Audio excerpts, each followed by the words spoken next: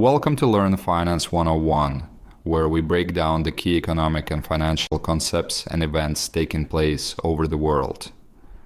As we close out 2025, the US auto loan market alone stands at an impressive $676.20 billion US dollars, according to Mordor Intelligence, with projections to reach $870.78 billion US dollars by 2030 at a CAGR of 5.19%.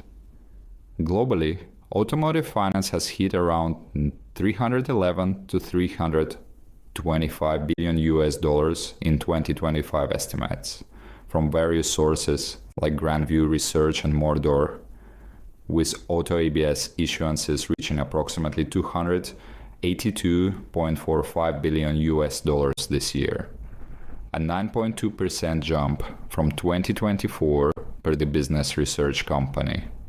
Within the broader private ABF landscape, which KKR projects could surpass $9 trillion US dollars globally by 2029, auto loans represent one of the largest consumer segments, offering collateralized, self-liquidating cash flows that provide downside protection even in volatile economic times. Let's trace the history to understand why this segment endures. Auto financing dates back to the early 20th century when General Motors Acceptance Corporation, GMAC, now Ally Financial, pioneered captive lending in the 1910s to stimulate car sales amid economic challenges like the Great Depression. This model allowed consumers to afford vehicles through installments, revolutionizing mobility. The securitization era truly began in 1985 with Marine Midland Bank's groundbreaking auto loan ABS issuance, pulling loans into tradable securities and enabling originators to recycle capital efficiently. The 1990s marked explosive growth as captives like GMAC, Ford Motor Credit, and Chrysler Capital, now Santander, dominated, alongside banks such as Chase and Wells Fargo. Subprime lending gained traction, expanding access but planting seeds for future risks. The 2008 global financial crisis exposed vulnerabilities. Lax underwriting in subprime auto ABS contributed to broader market turmoil, though far less severely than mortgage-backed securities. Post-crisis regulations like Dodd-Frank and Basel III prompted banks to deleverage, retreating from riskier segments and creating a vacuum filled by private credit providers. The 2010s saw a subprime resurgence fueled by low rates and fintech innovation, with annual issuances climbing to 20 to 30 billion US dollars. The COVID-19 pandemic disrupted this in 2020 to 2021, with supply chain shortages driving vehicle prices skyward. Average new car prices exceeded 48,000 US dollars by 2022, leading to record loan-to-value ratios and delinquencies peaking temporarily. However, stimulus checks and pent-up demand fueled a rebound. By 2023 to 2025, the market has matured dramatically. Electric vehicle (EV) financing surges amid global sales growth of 35% year over year per IEA.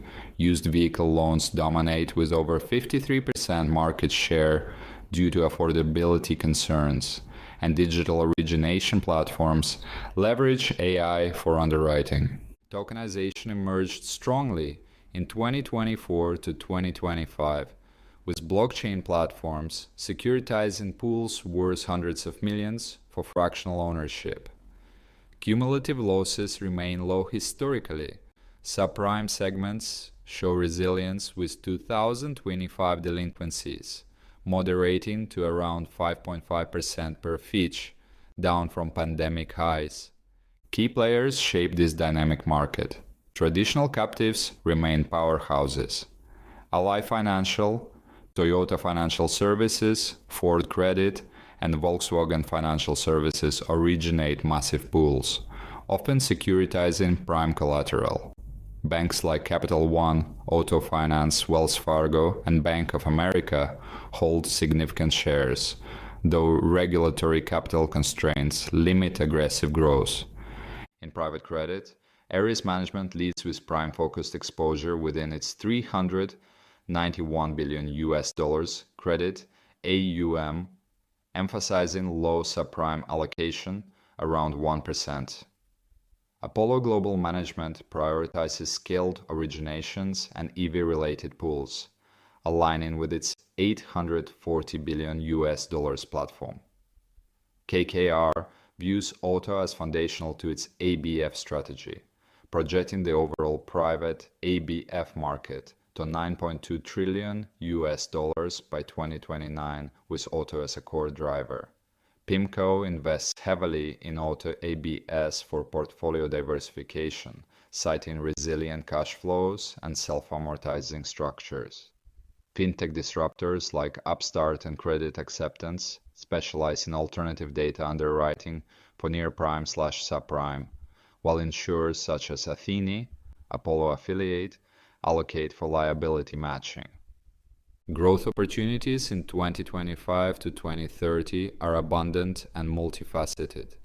Electric and hybrid vehicle financing represents a $500 billion plus opportunity by 2030, as global EV adoption accelerates and private lenders bridge gaps where banks hesitate on battery depreciation risks. Used vehicle financing continues leading, driven by new car affordability barriers. Average payments hit $742 in early 2025 per Experian. Lease returns from pandemic-era deals up 50%. Supply inexpensive collateral for fresh securitizations.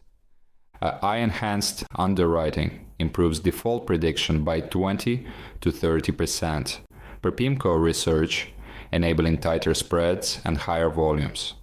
Tokenization and RWAS unlock retail liquidity, with 2025 seeing $100 to $200 million in tokenized auto pools.